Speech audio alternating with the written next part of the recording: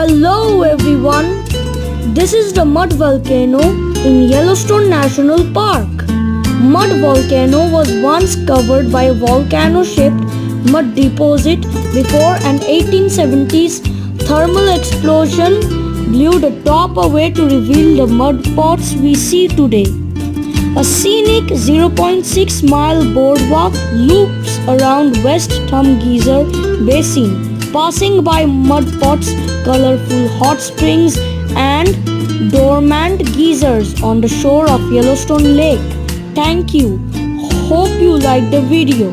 Bye bye.